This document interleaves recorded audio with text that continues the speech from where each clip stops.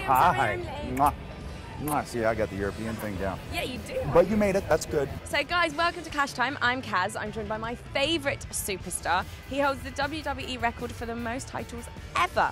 And he has displayed brutal historical moments in TLC matches. But of course, nothing describes him better than his inspirational journey from a small Canadian city to the bright lights of the WWE ring. It's, of course, R-rated Edge.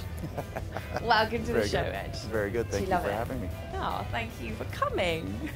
Right, so let's kick off straight away with the fact that you've had numerous injuries in the past and your neck injury is a recurring injury. Yeah.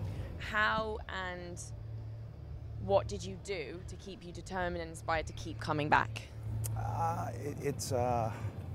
knew when I first had the neck injury in 2003 that with that surgery that I had, they put a metal plate in your neck, and I was told at that time that the discs on either side of my fusion would slam off of that fusion every time I landed. So I knew there was going to be more to it. I knew that wasn't the period on the end of the sentence. I knew there was more.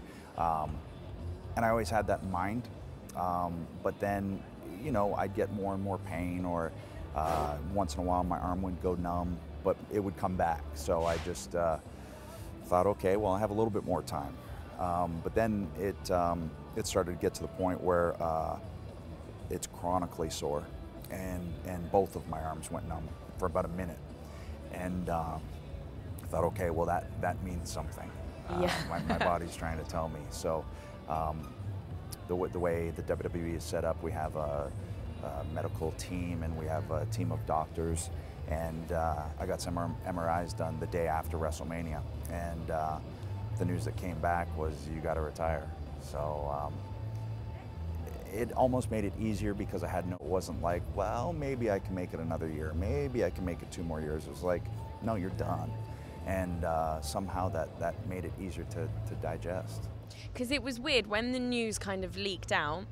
I remember, like, I had to watch the John Cena when he retired, and I kind of thought it was the WWE playing with us all again. And then when I actually realised that, no, you were going, it was really hurtful. Like, you're one of my favourite superstars, by the way. So it was like, oh, wow, okay. I think almost halfway through when I was announcing it, it got a little emotional for me. And I think that's when everybody went, oh, wait, this isn't just part of a storyline. This isn't, you know, Alberto Del Rio is not going to come out and interrupt him. You know, yeah. This is real. He's crying. You can sense the real emotion coming out. And I think by the end of it, everyone kind of understood, oh, he really has to retire. What have you got planning? Are you going to take the movie route, or would you like to be a quiet fan again? There's a few things I think I'd like to do, and I think I need to just take some time initially to myself to sit back and kind of digest what it is that I might do. And I'm sure there's going to still be some emotional ups and downs coming out of this. Like, I don't expect to be home on Monday and go, okay, well, that's done. You know, I think Yeah, there's still going to be those moments where, that's so much fun and I miss it. So I expect that.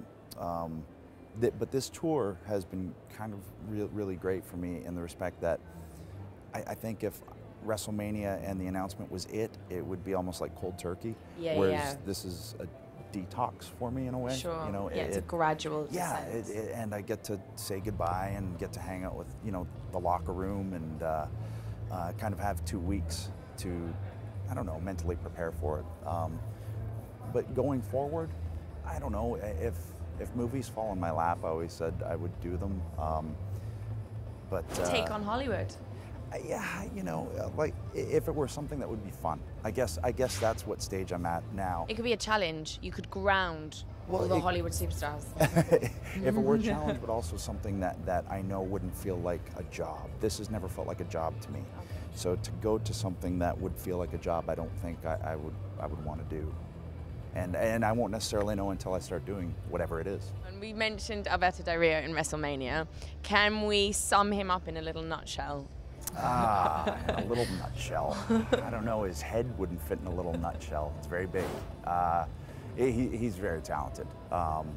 And I really think he's fallen into this character and done a really good job with it. You truly believe that he is a jerk. And, Yeah. It's only been 9 months, and he's already come this far. He's very talented, has a strong lineage. He actually wrestled for 10 years in Mexico and was a heavyweight champion down there. His father was a wrestler.